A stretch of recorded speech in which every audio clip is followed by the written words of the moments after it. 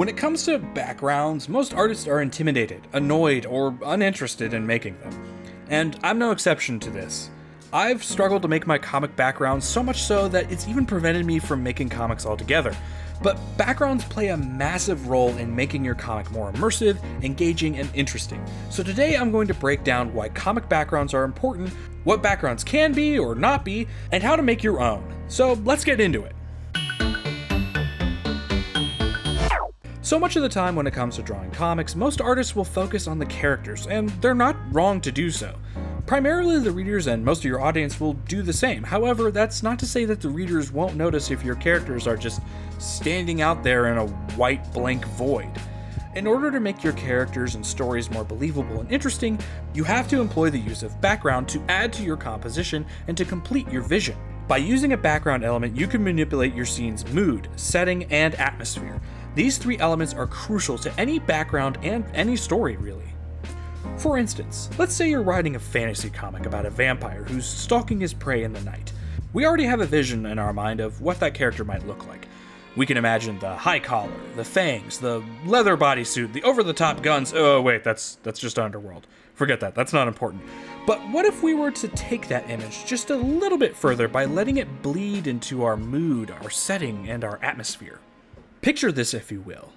A dark, starless sky is pierced by the spires of Gothic architecture.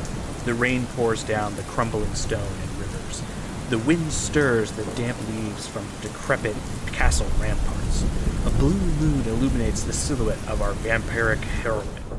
Already you can see how the background is enhancing our character and their attributes, as well as the mood in our story, cluing in our readers into what the story's about and who this character is and what's about to happen.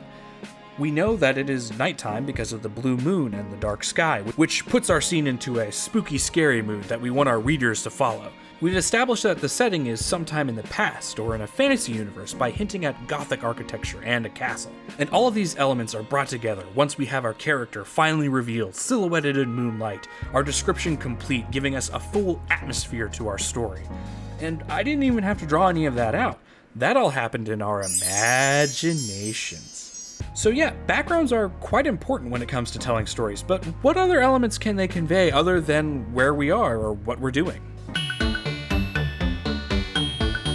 Backgrounds can be used narratively in comics to give the readers a break, or cause them to pause and consider what's happening, or even shift the mood.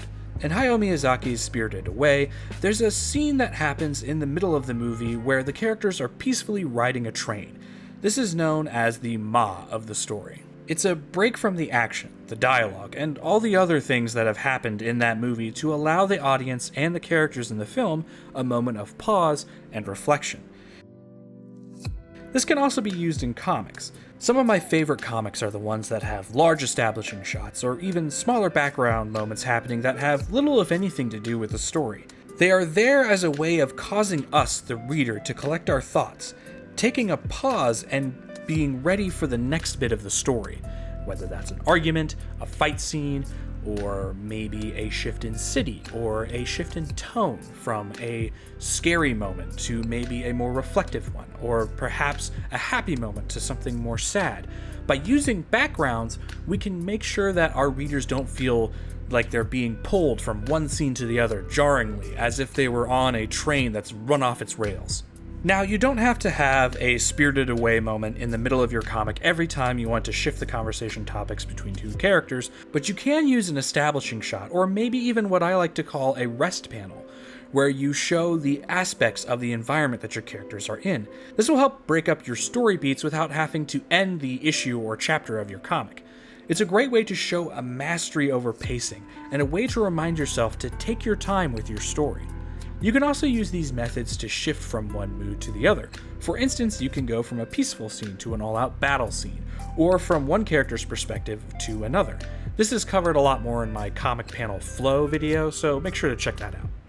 Whatever you choose, you can use your background elements, whether they be a forest, a cityscape, a castle, or a starship, to help spread out the events or your actions in your comic so that it is not one big free-falling roller coaster ride of emotions and scenes. Another handy trick to use for your comics composition as it relates to backgrounds is scale. Unless you are drawing the next Galactus the Planet Destroyer comic, your characters aren't going to be the biggest thing in your comics. In fact, even if you were drawing a massive character, you would still want to have background elements to show that. And not just in a literal fashion either. Yes, it's impressive to see a massive monster rising out of the sea or destroying a building, but if I may for a moment show a bit of an example.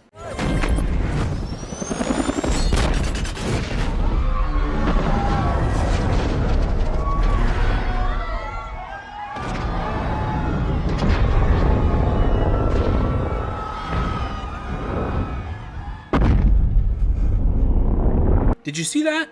That was a perfect example of scale, not just in the physical fact that Godzilla is a gigantic scary monster and his foot is taking up half the screen, but in a storytelling sense as well.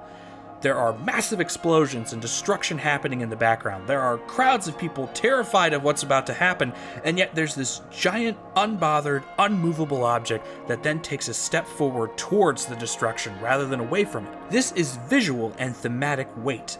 Not only do we as a viewer get introduced to the absolute magnitude and scale of our main character, but we also get introduced to what he represents, the solidity of his resolve. And this is all enhanced by the background elements. Once Godzilla takes that step, no one in the crowd is screaming or freaking out anymore because they're just staring. There are massive fireballs and chaotic movement in the background, and yet all of that is forgotten because of one main solid element causing this massive contrast. The background is being used to display this one element and put it on a pedestal for the audience to stare in awe. This is what I mean by scale, and it can be used in comics just as well as it can be used in film. The point is, in order to display your character's importance or their actions, or to show off the world that you've crafted, or even just to make your gigantic monster look even bigger and scarier, make sure to incorporate thematic and visual scale into your backgrounds and background elements. Now that we know why backgrounds are so important to our comics, let's talk about some of the backgrounds we can utilize in our story. For this, I like to use what is called the Comic Background Catalogue. This isn't an actual physical catalog that I've curated, but instead, these are observations that I've made from years of reading comics and seeing what artists have used to tell their stories. I won't be able to go over every aspect of this collection of observations in this video, but if it's interesting enough, perhaps we'll revisit this in a much longer video in the future. First up, we have highly detailed or complex scenes or set pieces. This is the artwork that usually makes us amateur comic creators reconsider ever picking up a pencil again. These are large cityscapes or bustling crowds or intricate sci-fi buildings or calm landscape scenes that make you stop and stare while you're reading a comic and ask, how the heck did they do that? Generally speaking, these are used for establishing shots or moments of pause in your story as they take up larger parts of the page, if not all of it.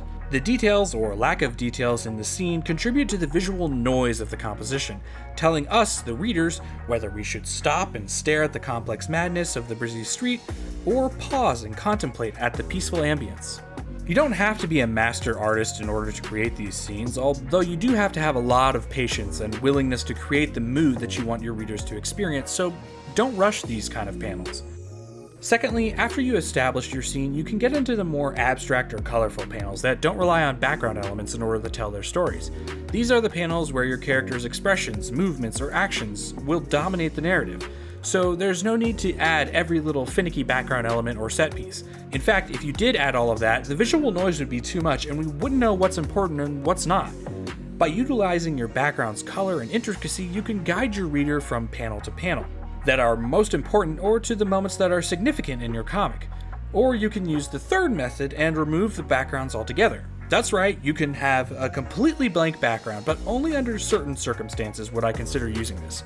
You'll notice that most of these examples are of shocking revelations, or of moments of surprise, or when the scene calls for a total focus on the character's reaction or action. There's no need to add scenery, or even color. The expression and the movement of the character conveys everything that the reader needs to know, and it gives the scene even more visual impact and importance by taking a minimalistic approach. You don't have to have details to have a powerful or impactful scene.